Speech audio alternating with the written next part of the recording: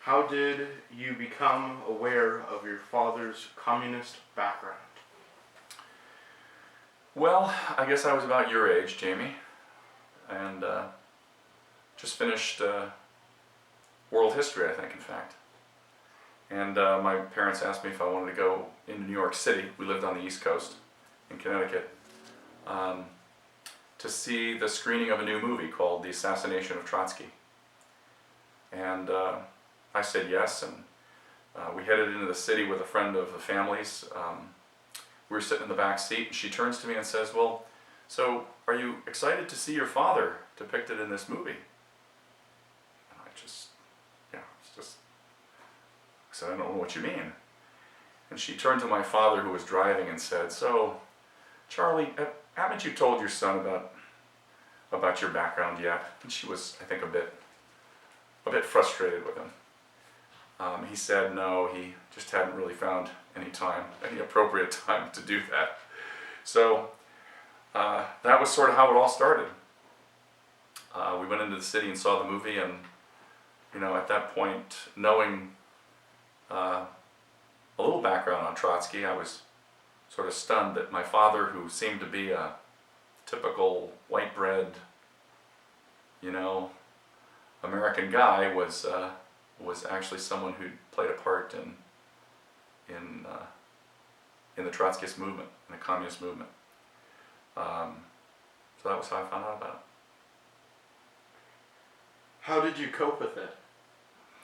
Well, it was as I said, it was pretty shocking.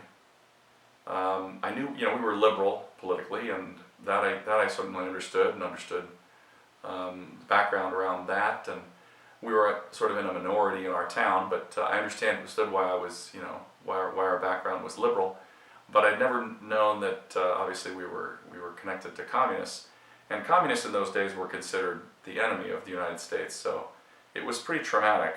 But growing up in this upper middle class suburban town in southern Connecticut, it was pretty difficult to keep this sort of secret inside, because we wanted to tell people, our friends, and talk about it with them, but my father was a builder in town and needed to sell homes for a living. As a home builder, if people knew that he was a former communist, they probably wouldn't have bought his houses, so we couldn't tell anyone, and it was a very hard secret to keep. Why did he become a communist? Well, he graduated from high school in 1929, the year of the Great Depression, the Great Crash. And so just as he was getting out of school, he found that the economy had collapsed and he couldn't find a job. And that this was true, of course, for many people in the United States at the time. But he felt very frustrated and let down by the American society and the American way and all. He got jobs, moving from, he lived in Central Valley of California, and he got jobs in fruit packing plants and doing whatever odd jobs he could do. But it was very hard to stay employed, very hard to make any money, and so he was very poor and frustrated. And he'd gone to college at Fresno State College, and there learned about communism, and was radicalized there by one of his professors, who explained to him the other systems of distributing the goods in a society other than capitalism, the free market economy that we use. So that's why he became a Trotskyist, which was a branch of communism based on the thinking of Leon Trotsky, who was Lenin's right-hand man. Lenin led the communist revolution, and Trotsky was his right-hand man. So that's how he became a communist. How and when did my grandfather meet Trotsky? Well, he spent time in organizing the Central Valley, organizing people to take over, to join the Trotskyist movement, and labor organizing. And I guess he moved up in the party, I assume, and they asked him if he would go down to Mexico City, where Trotsky was living, and be one of his bodyguards. Certainly, I think a real compliment to be selected from people in the country, across the United States and around the world, to serve with him. So that's how he met us. Why was Trotsky in Mexico? Well, as I said, my father went down to Mexico to be a bodyguard for Trotsky in 1939, and that's because Trotsky was exiled from the Soviet Union. After the Russian Revolution in 1914, Trotsky and Lenin led the Soviet Union until Lenin died. But in a power struggle, Stalin took over instead of Trotsky. And as a result, Trotsky was sent out of the country to live anywhere else. But Stalin didn't want him around, since he would cause trouble for the country. So Trotsky moved all around the world, many different countries: Sweden, Spain, France, I think. But each time the government of that country would say, your time's up, you have to move on. So he finally appealed to the Mexican government, and was given asylum in Mexico. And so when he went to live there, my father was selected to go and be one of his bodyguards. And that's why my father went down there. What was his first impression of Trotsky? Well, I guess you can imagine, Trotsky was the head of a movement, important figure in history. So, I'm sure he was just very impressed, meeting the guy in the flesh. He had read, my father had read a lot of the literature, communist literature, and all of Trotsky's books, and obviously was a great admirer. So I guess it'd probably be like, you meeting your hero. What was his daily routine when guarding Trotsky?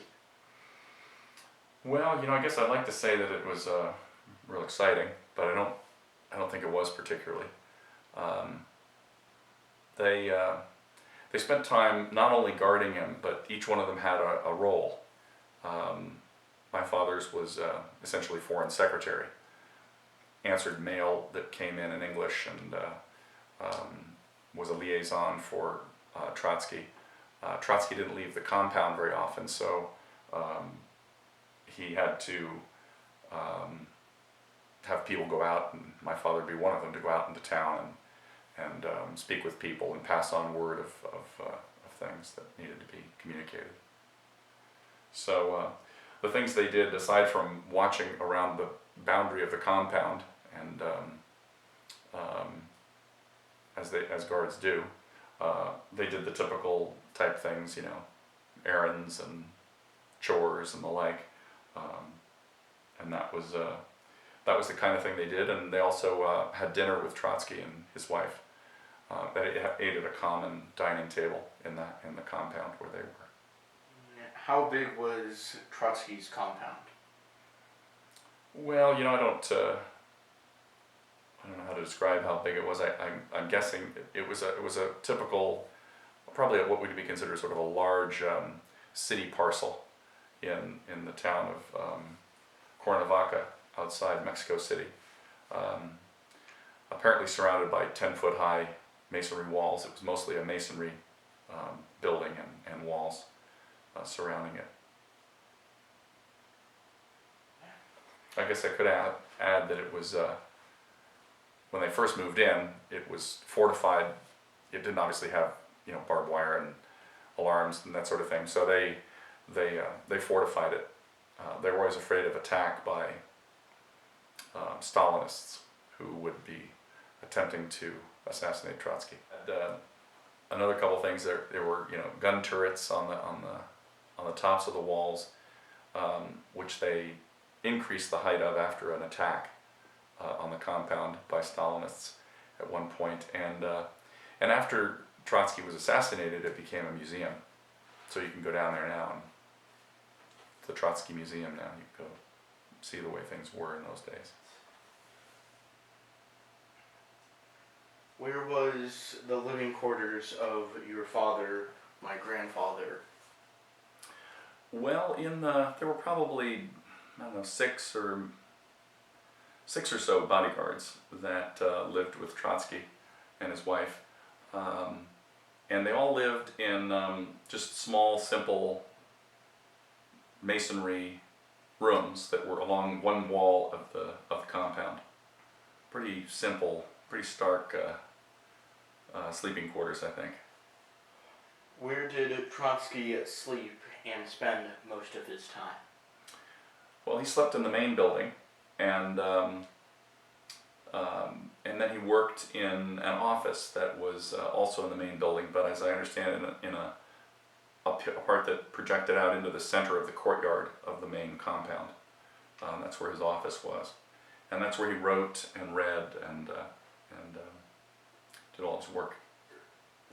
Were there any funny or exciting stories that happened while he was guarding Trotsky? Well, I don't know that you'd say there were any funny stories. These were all pretty serious people. They were working to change the world, working for world communism. So I don't think they found a whole lot funny. There were some the things they did for distraction were often to go off into the hills with Trotsky, who was an avid collector of cactus, and they would go off into the hills and he would dig up cactus and they would put them in pots and bring them back to the compound. But and they would picnic out there as well and that sort of thing. My father told me a number of stories of that, but nothing particularly funny or that interesting. Now, of course, the one story, there were a couple of stories that were very exciting. One, as I mentioned, was the time they were attacked by Stalinists in the middle of the night. People posing as policemen got access through the front gate into the compound by convincing one of the guards that they were legitimate police, and they came into the compound and machine gunned the place up pretty good, and went up into Trotsky's bedroom and riddled his bed with bullets. However, Trotsky heard the commotion, and he and his wife got out and under the bed and were not killed by the bullets. But all the guards were taken off guard and pinned in their quarters where they were sleeping, except for the one that was on duty. So after that, they became much more vigilant about security. But Trotsky generally didn't want to have quite so much security around him, and didn't really agree with all the precautions. So that was probably the one of the more interesting stories. The most interesting, of course, was when he was assassinated, and there are many accounts of that. But I guess maybe I'll read you what my father wrote about that. Since he was on, I guess he was on the wall, on guard duty on the top wall at the time. LD dictated on a dictaphone. LD was Trotsky's nickname, based on his initials, Lev Davidovich, which was his first two names of his real name, which was Lev Davidovich Bronstein, but his pen name was Trotsky. So anyhow, LD dictated on a dictaphone that recorded on a cylinder approximately 2 inches in diameter and probably 6 inches long. After they had been transcribed by a secretary, they were erased and returned to his office. To me, somehow or other, these cylinders were sacrosanct, in other words, sacred. I was shocked beyond words in looking down through LD's window to see one of these cylinders rolling across the floor. At almost the same time, I heard a mournful groan from the studio. I hurried down the ladder that led to the living room and scurried down it as quickly as possible and raced toward LD's study. As I approached the door, LD came out, blood streaming from the back of his head. On entering the studio, I saw that Harold Robbins had wrestled Jackson to the floor and had pinned him down. Jackson was the visitor who ultimately was the assassin who killed Trotsky. Almost reflexively, it seemed, I drew my pistol and pointed it at Jackson's head. Harold immediately intervened, saying, "Don't shoot. LD says he must talk first." Thus, the ghastly business of trying to make him talk began. Hitting him with my fist seemed totally ineffective, and I began hitting him with the butt of my pistol. He winced and almost passed out. We asked him who his accomplice was, to no avail. I hit him again. He refused to name anyone else, and I repeated the action, to no avail. We repeated these attempts numerous times, but he still refused to talk. And ultimately, I guess he did end up confessing that, or stating that he had been pressured by Stalin to kill Trotsky, that his family was being held, and that he had to do this, or his family would be in danger. As it turned out, he ended up being, I think, extradited to the Soviet Union, and although I think he may have served some time, very small amount of time, he was let go and celebrated as a hero in the Soviet Union for killing Trotsky ultimately. So that was probably the most exciting thing, without a doubt, was the story of when Trotsky was killed. Why a pickaxe? Well, yeah, I guess that's a good question. I didn't mention that Trotsky was killed with a pickaxe, but I'm not real sure why he used it. I suppose it might have been that he thought it would be more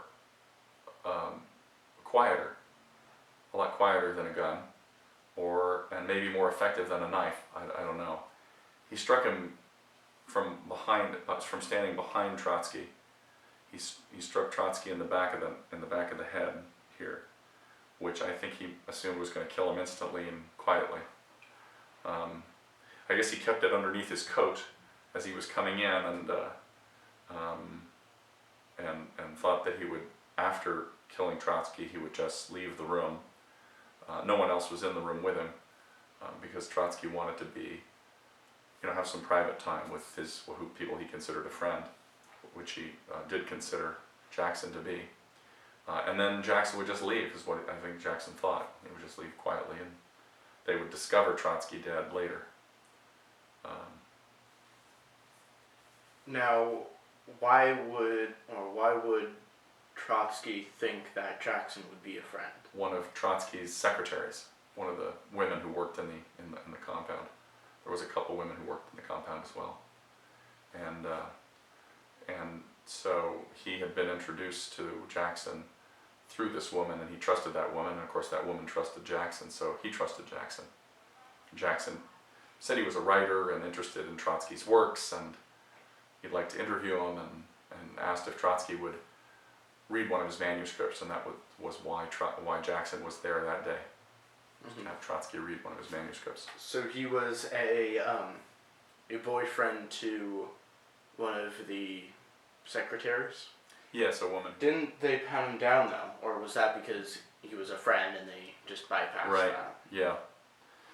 Trotsky didn't want all of his people who were known to be friends and to be searched like that every time they came in. Did Trotsky say anything before he died? Other than saying, he must talk, I don't know that he did say much else. He was unconscious pretty soon after being hit and never recovered. He was taken to the hospital but never recovered. Do you think things would have gone differently if Trotsky was in power instead of Stalin? Well, I'm sure things would have been much different in the Soviet Union if Trotsky had been leader. Although it's hard to say how it would have been different, but I happen to think it would have been nowhere near as brutal as the Soviet Union was under Stalin, who was very brutal on his own people. I think it would have been closer to what is considered pure communism and more egalitarian and not as bureaucratic. Why didn't your father remain a communist?